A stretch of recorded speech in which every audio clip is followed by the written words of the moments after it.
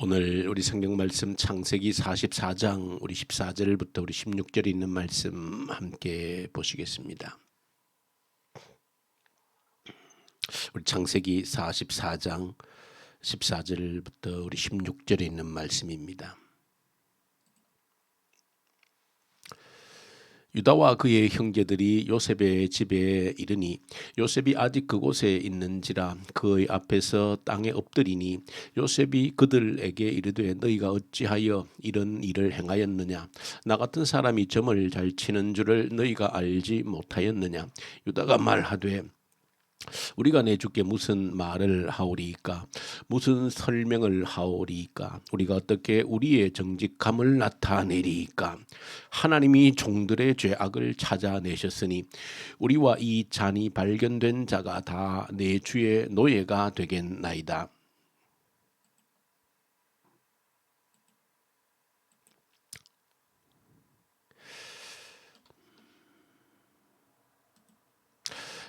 오늘 창세기 44장에 있는 본문을 가지고 함께 또 우리 기도의 제목을 찾고 또 기도하기를 원합니다. 지금 창세기 성경에서 요셉의 사건을 기록하고 있는 가운데 또 한 가지 주목을 하게 되어지는 것은 우리가 성경 창세기에 기록되어져 있는 내용을 볼 때 한 가지 우리가 어떤 성경의 기록을 또 하나님 말씀을 보는 하나의 관점 중에 한 가지는 실제적으로 창세기 내용이 천지 창조부터 그리고 요셉의 이야기까지 기록되어져 있는 어떤 시간의 길이를 보면 대략 약 2500년간의 기록입니다. 그 2500년간의 기록을 창세기 50장이라고 하는 내용에 어쨌든 다 담아내고 있습니다. 물론 역사책이 아니기 때문에 역사를 기록하는 목적은 아니지만 어떤 하나님의 역사, 하나님의 구원의 역사를 담아내는데 그 2500년간에 있었던 일들 가운데 하나님께서 선별해서 구원의 역사로서 이 창세기 내용을 기록하고 있습니다. 그렇기 때문에 모든 기록의 내용들은 그 2500년간의 역사 가운데 하나님께서 선택하신 역사들, 하나님께서 반드시 우리에게 들려주고 싶은 이야기들을 기록하셔서 오늘도 우리에게 이 말씀을 대하게 하시는 겁니다. 그렇게 볼 때에 어떤 한 내용이 기록되어져 있는 이 내용들이 어떤 분량면에 있어서 상당히 많이 어떤 분량을 차지하고 기록되어져 있다라고 하는 것은 그 2500년간의 그 수많은 사건들 일들 가운데 이 사건을 이렇게 중요하게 부각한다라고 하는 것은 이 이야기를 통해서 우리에게 너무나도 구원 역사에 중요한 이야기를 우리에게 전달해 주고 있다라고 하는 그런 관점입니다. 그런 측면에서 지금 요셉의 사건 가운데 이제 요셉이 총리가 되고 이후에 이제 흉년이 들어서 그의 형제들이 애굽에 와서 양식을 구하는 그런 과정. 다시 말하면 이제 그 요셉이 이제 자신을 노예로 팔았던 그 형님 또 아버지 자녀들의 그 가족들을 만나게 되어지는 그 과정이 굉장히 길게 몇 장에 걸쳐서 기록이 되어지고 있습니다. 그저 어떻게 생각하면 그렇게 이제 애굽에서 총리가 된 요셉이 그 형님들을 만나는 과정이라고 하면 그저 한 장에서라도 충분히 기록할 수 있는 내용 같은데 이게 지금 몇 장에 걸쳐서 지금 계속해서 이 사건을 다루고 있습니다. 그렇다고 해서 요셉이 마음속에 분노를 품고 내가 나를 노예로 판 이 형님들에게 내가 복수를 해야 되겠다 그런 다짐으로 사실은 이야기가 진행되어지고 있는 것은 전혀 아닙니다. 그러함에도 불구하고 이 사건을 다루고 있는 이 상세하게 다루고 있는 이유 중에 한 가지는 지금 이 사건 이야기 요셉이 그 형님들을 만나는 이 사건 이야기를 통해서 이 죄와 용서의 문제를 우리에게 다루어 주고 있다는 사실입니다. 이 죄와 용서의 문제, 특별히 용서라고 하는 이 문제에 대해서 깊이 이 요셉의 사건을 통해서 우리에게 다루어 주고 있다. 특별히 하나님 나라의 공동체 가운데 용서라고 하는 것은 굉장히 중요한 의미를 지니기 때문에 그렇습니다. 근데 이 요셉의 사건, 형님들과 만난 사건 가운데 지금 어떤 이야기를 지금 강조하고 있는가 하는 것을 보면, 요셉이 처음에 이제 형님들이 왔을 때 알아보았죠. 요셉은 자기들의 형님이라는 것을. 그렇지만은 자기가 그 동생이라는 것을 드러내지를 않습니다. 다시 곡식을 이제 채워서 주고 한 사람을 볼모로 잡아놓고, 또 그러면서 또 곡식 입구에다가 또 돈을 넣어서 주고, 또 동생 형님들이 깜짝 놀라게 하고, 또 돌아올 때는 그 동생 베냐민을 데리고 오게 하고, 또 이제 베냐민을 만나고 난 다음 또 돌아갈 때는 또 이제 베냐민의 그 곡식 자루 속에 주인의 잔을 넣어서 또 그것을 도둑으로 몰아세우는 것처럼 그렇게 함정에 빠뜨리고, 그런 일련의 사건들을 통하여서 도대체 무엇을 우리에게 보여주고 있는가라고 할 때, 그 형님들이 사실은 요셉이 묻지요. 너희 가족이 어떻게 되느냐, 형제들이 어떻게 되느냐 물었을 때에 그 형님들 대답 속에 보면 원래 12명이었는데 이 한 명은 이제 고향 아버지 집에 있고 한 명은 어떻게 됐는지 모르겠다, 그렇게 답을 합니다. 그러니까 정확하게 자신들이 한 행위를 고백하지 않는 것이죠. 우리가 이렇게 해서 동생을 참 억울하게 죽이려고 하다가 노예로 팔아버렸습니다. 그런 자신들의 죄상을 이야기를 하지 않습니다. 끝내 사실은 그런 이야기를 하지를 않는 모습을 보여주고 있습니다. 그런 가운데 이제 오늘 본문 속에 보면 유다를 통해서 이제 자신들의 죄를 서서히 드러내고 있는 그런 모습을 보여주고 있습니다. 하나님께서 우리의 죄를 드러내고 있다라고 하는 그런 고백을 이제 유다를 통해서 하고 있습니다. 물론 이 말이, 유다의 이 고백이 과거에 자신들이 그 요셉 그 동생을 노예로 팔았던 그 죄를 하나님이 지금 드러내고 있다라고 하는 고백일 수도 있고, 아니면 그저 잘 모르지만 어쨌든 변명할 수 없는 그 은잔을 훔쳐갔다 하라고 하는 그런 속에서 도무지 어떻게 변명을 할 수 없는 그런 속에 빠졌을 때에 그저 하나님께서 이렇게 우리를 하고 있다는 고백이 정확지는 않지만, 그러나 분명한 것은 뭔가 하나님이 그들의 죄를 드러내고 있다라고 하는 그런 속으로 형제들이 가고 있는 그런 모습을 보여주고 있습니다. 그래서 어쨌든 이 사건을 통해 여러분 주목해서 보셔야 되는 것은 죄와 그 용서의 문제, 이 문제를 깊이 다루고 있다는 사실을 여러분들이 기억하면서, 또 한 가지 그 죄와 용서의 문제에서 우리에게는 회개라고 하는 것이 진정 어떤 의미를 지니는가 하는 것을 여러분들이 이 본문을 통해서 깊이 깨닫고, 또 우리 삶 속에서 참으로 회개라고 하는 진정한 의미가 무엇인지에 대해서 깨닫는 또 그런 기회가 되어져야 됩니다. 한 가지 사실은 저는 이 요셉의 형들을 만나는 이 죄와 용서의 문제를 다루는 이 내용들을 묵상하면서 우리나라 영화 가운데 그 이창동 감독의 밀양이라고 하는 그 영화가 있습니다. 그 영화의 본래 주제가 죄와 용서의 문제를 다루고 있습니다. 우리 그리스도인들이 깊게 생각해 보아야 될 그런 주제가 담겨져 있습니다. 특별히 회개라고 하는 것이 어떤 의미를 지니는가 할 때 참 그 영화는 우리에게 참 그리스도인들에게도 참 아픈 메시지를 주는 그런 영화이기도 합니다. 어떤 어머니가 아들이 이제 유괴를 당합니다. 아들이 유괴를 당해서 결국은 아들이 죽은 이제 살해를 당하고 그렇게 됩니다. 참 그런 비극적인 사건이 일어나고 범인이 잡히게 되어지고, 범인은 이제 감옥에 수감되어집니다.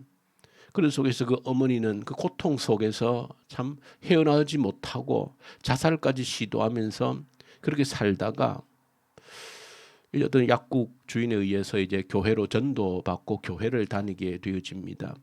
그래서 정말로 그 마음속에 교회를 다니면서 그 마음의 응어리들이 신앙을 통해서 회복되어지고 또 예수님을 만나고, 그런 속에서 이 어머니 마음속에 이제 참 어떻든 신앙적인 그런 힘으로 또 하나님께서 나를 이렇게 용서하셨는데 나도 이제 내 마음속에 응어리가 져 있던 내 아들을 유괴해서 죽였던 그 죄수를 내가 용서해야 되겠다, 그런 마음을 가지게 되어지는 겁니다. 그래서 이 어머니가 교도소를 찾아가지요.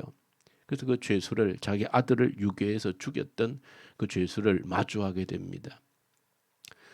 근데 그 죄수는 이 어머니가 말을 하기 전에 하는 말이, 나는 이제 예수 믿고 모든 죄를 용서받았습니다, 그런 말을 하게 되는 것이죠. 나는 예수 믿고 내 모든 죄를 용서받았습니다. 그 말을 들은 어머니는 더 충격적인 이제 고통을 안고 돌아오게 되어집니다. 나는 용서할 기회마저 빼앗겨 버렸다라고 하는 그 절규 속에서 그 영화가 이제 마무리되어지는 것이죠. 나는 용서할 수 있는 기회마저 박탈당해 버렸다. 그 속에서 참으로 그리스도인들의 회개, 죄, 용서, 이런 문제에 대해서 우리에게 깊게 생각해야 하는 그런 영화입니다. 우리가 하나님 앞에서 죄를 용서받았다, 내가 회개했다라고 할 때 그 회개의 진정한 의미가 무엇인지를 저와 여러분들이 깊이 깨달아야 되는 문제인 것이죠. 회개라고 하는 것은, 내가 하나님께 죄를 용서받았다라고 하는 것은 하나님과 나와의 문제만은 아니라고 하는 사실을 기억하셔야 되는 것이죠. 어떤 죄에 대해서, 물론 근본적인 우리 죄성에 대해서 용서받는 것은 하나님과 나와의 문제이지만, 그러나 내가 이 세상에서 죄를 지었던, 사람들에게 피해를 입히고 고통을 주었던 그런 문제에 대해서 나는 하나님께 용서받았다, 그것으로 모든 내가 잘못한 것이 다른 사람들에게 피해를 입히고 고통을 주었던 그 모든 것들이 끝나는 것이 아니라는 것입니다. 회개라고 하는 것은 방향을 바꾸어서 완전히 고친다는 것이, 그저 후회한다는 것과는 전혀 다른 단어의 의미입니다. 그러므로 진정으로 내가 나의 과거의 잘못을 돌이키고 방향을 틀어서 새롭게 다시는 그런 죄를 짓지 않겠다라고 결단한다는 것은, 또 다른 의미에서는 내가 그 죄를 통해서 누구에게 마음의 고통을 주었다라고 하면 먼저 그에게 용서를 비는 것이 필요하다는 것입니다. 철저히 내가 죄를 깨달았다라고 하는 것은 나로 인해서 고통받은 사람들에게 진정으로 용서를 구하는 것이 필요하다는 것입니다. 결코 그런 일들이 다시 일어나지 않도록 내가 결단하고 각오하고 삶으로 고치는 것이 필요하다는 것입니다. 물질적인 피해를 누구에게 입혔다라고 하면 그것을 배상하는 것이 필요하다는 것입니다. 그것이 회개의 의미라고 하는 것입니다. 그 사람들의 고통을 주고 아픔을 준 것은 아무런 상관도 없는 양, 나는 하나님께 그저 용서받았다, 구원받았다 하는 것으로 우리의 용서와 회개가 이루어지는 것은 아니다라고 하는 것입니다. 요셉 그 형님들의 사건을 통해서 한 가지 중요한 주제가 형님들로 하여금 철저하게 자신들의 죄를 깨닫게 하는 겁니다. 그들이 지었던 과거 20년 전의 사건이지만은 그 사건을 들추어내고 있는 겁니다. 그 요셉을 통해 요셉도 복수를 위한 것이 아니라 이미 마음속에 형님들에 대한 용서의 마음이 있지만은 그러나 한 가지, 그 형님들이 마음속에 진정으로 무엇을 잘못했는지를 깨닫기를 기다리고 있는 그런 모습을 보게 되어집니다. 그것은 하나님의 마음이 똑같다라고 하는 것입니다. 용서라고 하는 것, 그것은 바로 철저하게 우리의 죄를 자각하는 것입니다. 깨닫는 것입니다. 내가 무엇을 잘못했는지. 잘못했다라고 하나님께 용서를 구할 뿐 아니라 사람에게도 용서를 구할 사람이 있으면 용서를 구해야 되는 것이고, 변상해야 될 일이 있으면 정확하게 변상을 하는 것입니다. 그것이 회개라고 하는 것을 요셉과 그 형제들의 만남의 사건, 이렇게 길게 기록되어져 있는 것은 죄와 용서의 문제, 우리가 회개라고 하는 이 문제가 어떤 의미를 지니고 있는지를 우리에게 보여주고 있다는 사실입니다. 정말로 내가 회개했다라고 하면 우리의 삶의 자체, 태도 자체가 바뀌어져야 되고, 나로 인해서 고통당하거나 아픔을 당한 자들이 있다라고 하면 그들에게 그들의 마음이 녹아질 수 있도록 용서를 구하고 변상할 것이 있던 변상을 하고, 그것이 회개의 의미다 하는 것들을 이 요셉과 그 형님들의 사건을 통해서 우리에게 보여줌. 이 새벽에 기도할 때에 내가 회개한 사람인가라고 하는 사실을 우리가 들춰보면서 정말 내가 혹여라도 새롭게 해야 될, 고쳐야 될, 내가 진정으로도 용서를 구해야 될 사람이 없는지, 내가 어떤 피해를 입혔다면 그 피해를 보상해야 될 여러 가지 일들이 없는지를 살펴보는, 그러므로 진정으로 하나님 앞에 회개 또 용서받은 자의 삶을 살 수 있는 저 여러분들 될 수 있기를 간절히 소망합니다. 우리 주님 아버지 감사합니다. 내가 진정으로 하나님께 회개하고 용서받았다라고 하는 것이 어떤 의미인지를 깨닫게 해 주시옵소서. 그러므로 진정한 나의 회개가 모든 사람들에게 유익이 되어지고 이 땅에 하나님의 나라를 일구어가는 기초가 되게 해 주옵소서. 예수님 이름으로 기도 올려드립니다. 아멘. 하늘에 계신 우리 아버지, 아버지의 이름을 거룩하게 하시며 아버지의 나라가 오게 하시며 아버지의 뜻이 하늘에서와 같이 땅에서도 이루어지게 하소서. 오늘 우리에게 일용할 양식을 주시고 우리가 우리에게 잘못한 사람을 용서하여 준 것 같이 우리 죄를 용서하여 주시고 우리를 시험에 빠지지 않게 하시고 악에서 구하소서. 나라와 권능과 영광이 영원히 아버지의 것입니다. 아멘. 이 말씀 가지고 간절히 기도하십시다. 회개한 자로서의 합당한 삶을 살게 해 주십시오. 나의 회개가 모든 사람들에게 기쁨과 유익을 주므로 말미암아 하나님 나라가 이 땅에 이루어지는 기초가 되게 해 주십시오. 간절히 기도로 올려드리십시다. 이 나라를 위해서, 이 나라의 선거 가운데 있는데 참으로 하나님이 기뻐하고 하나님을 두려워할 수 있는 그런 자를 지도자로 세우셔서 그 지도자 한 사람 통해서 이 땅이 하나님의 복을 받는 그런 나라 되게 하십시오. 북한 땅을 긍휼히 여기시고 불쌍히 여기셔서 고통의 장막이 거두어지게 하시고 다시 한 번 더 복음의 빛이 비추어지고 악한 정권이 소멸되게 하십시오. 이 코로나 앞에서 이 코로나를 통한 하나님의 뜻을 깨달아 알게 해 주십시오. 하나님께서 이 코로나를 통해서 무엇을 원하시는지를 보게 해 주시옵소서. 선교사님들, 터키, 이집트, 인도, 우리 북한, 중국, 러시아 우리 선교사님들 말씀과 성령으로 충만케 하시고 또 내일 이제 입국하는 우리 윤나리 선교사님 안전하게 또 입국할 수 있도록, 그리고 우리 환우들 간절히 올려드리십시다. 주님의 능하신 손을 얹으셔서 치유해 주옵소서. 우리 간절히 함께 기도 올려드리십시다.